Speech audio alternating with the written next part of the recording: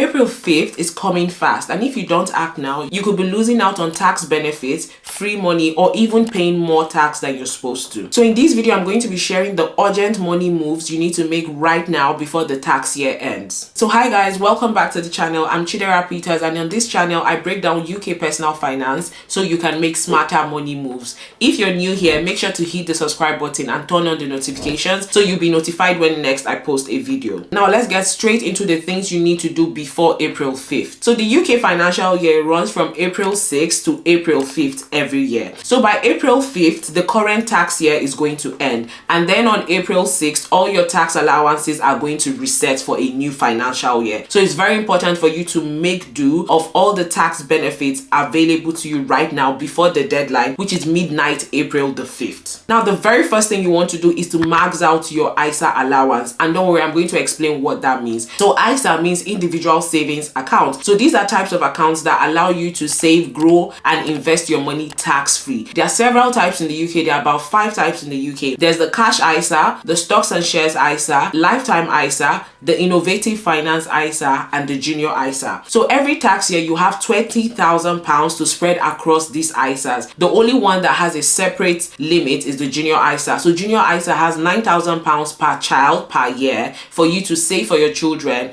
tax-free. I'm not going to focus so much on this one, but just the first 3, because those are the key ones I think you need to take action with right away. So with the cash ISA, just like it says, it's an account where you keep money and you can earn interest on it tax-free. So it's kind of like a savings account, but without tax implications. Essentially, what it means to max out your ISA allowance is to top up these accounts that you have, all the different ISA, top up as much money as you can before the deadline so that you can get tax-free benefits. So for example, if you have a cash ISA and you have savings in other pots that you might have to pay interest on, it might be worthwhile to move those other savings to this cash ISA so you can get tax-free benefits. The second type of ISA account is stocks and shares ISA. This is your investing account. This is the account that you use to invest in stocks, in funds, and bonds. So if you have some money lying around, it might be worth it to put more money into like your stocks and shares ISA and invest some more so that you can like maximize. When it says maximize, it means so you can use up that £20,000 as much as possible. So for example, in my own scenario, I currently have used up about £17,000 for the current tax year. So I know right now I'm trying to figure out where I can get like extra money here and there to top up and try to see if I can get as close as I can to that £20,000. Now, when people say max it out, it doesn't mean, oh, you have to ensure you use the whole £20,000. No, the essence of this video is for you to look at your finances and see, are there places you can like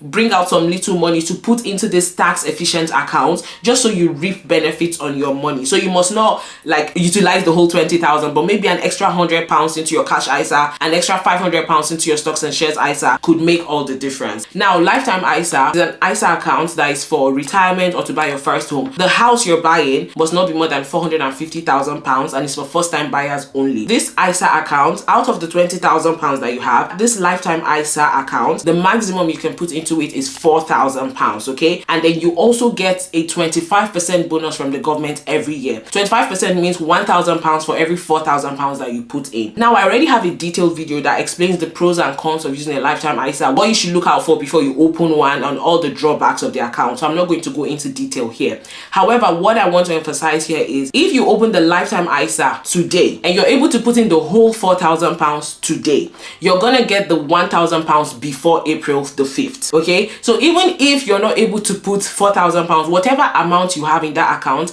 the government will top up 25% of that amount. So let's do a simple mathematics. So assuming you open a lifetime ISA today and you put £1,000, 25% of £1,000 is £250. So that means if you put £1,000 in your lifetime ISA today before April the 5th, the government is going to give you £250 for this current tax year, and then by April 6th it will reset and you have another £4,000 to pay into your lifetime ISA. I hope this makes sense. If you're watching this and you want to buy a house, you might want to consider using a lifetime ISA. Just ensure to check out the video up here about the details, the pros and cons, all you need to know before you jump into opening that account. And one of the really cool things about this time of year is that a lot of ISA providers are going to be giving a lot of bonus rates. Bonus rates means apart from the regular interest rate, they're going to add a little bit on top just to get people to use their product. So the one that I use currently, they have an interest rate of 4.87%, which includes a bonus rate for the first 1 year. So if you want to open that cash ISA, link in the description box below.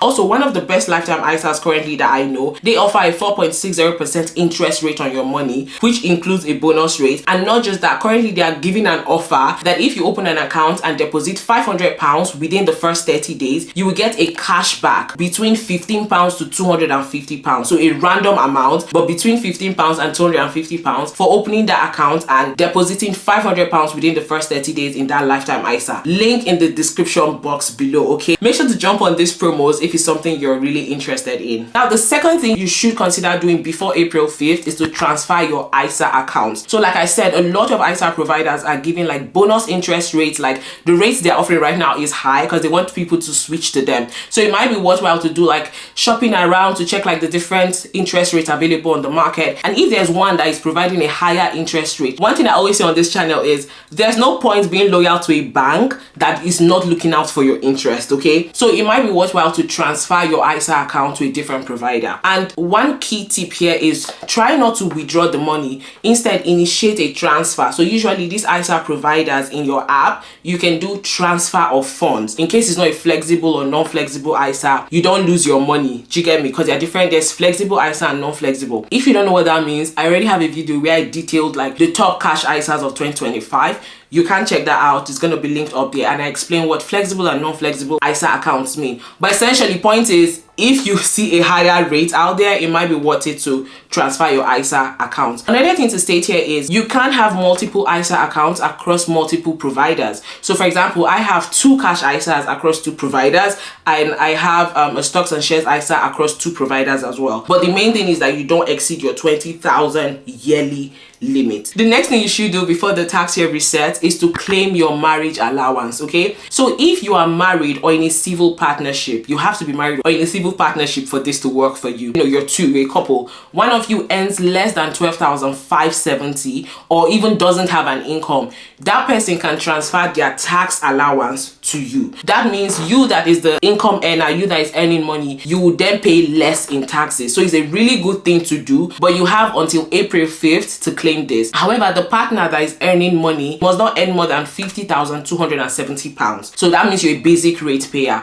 If you earn more than £50,270, unfortunately, you cannot claim the marriage allowance. But if you earn less than this and your partner does not work or earn less than 12,570, then you should definitely claim this marriage allowance because it's going to reduce your tax burden and keep more money in your pocket. Simply visit the government website. I'm going to put the link in the description box below and start the process to claim that tax benefit. And then the very last thing to consider doing is to use your dividend and personal savings allowance. So in the UK, if you save money in savings accounts, you're actually liable to pay tax when you earn above a certain amount in interest. I'm going to explain it. So for example, if you're a basic rate payer, meaning you earn less than £50,270 yearly, you have £1,000 tax-free interest. So for this financial year, from all the interest payments you're getting from your savings account, like high yield savings accounts, if you're getting interest from those accounts for the current financial tax year, you have £1,000. So if you've earned more than £1,000 in interest from this savings account, you will have to pay tax on whatever is on top of it. Now, this is even lesser for higher rate payers. I mean, I'm sorry. The more you earn, the more taxes you pay. If you're a higher rate payer, meaning you earn above 50,270, your personal savings allowance is £500 for the current tax year. So that means if you've earned more than £500 from interest payments from your savings account, you need to pay tax on that. However, that's not the point I'm trying to communicate. The point here is if you've not exceeded your personal savings allowance and you have savings accounts, it might be worthwhile to top those accounts just so you've maximized your personal savings allowance for the year. You've utilized it as much as you can. Alright guys, so there you have it. These are the urgent things you need to do right now before the tax year resets on April the 6th, okay? And if you're watching this after April the 5th, I'm sorry, you've missed out on the deadline. Next year is another time, so just ensure to keep these dates at the back of your mind. Alright, so let me know in the comments below, have you maxed out your ISA allowance? Where are you out with your ISA allowance? And which of these critical steps are you going to be making today. Also, I have a WhatsApp channel where I share like daily tips. We've already even discussed this in the WhatsApp channel previously. So if you want to join that channel, it's absolutely free. Link in the description box below. Till next time, thank you for watching. Bye bye.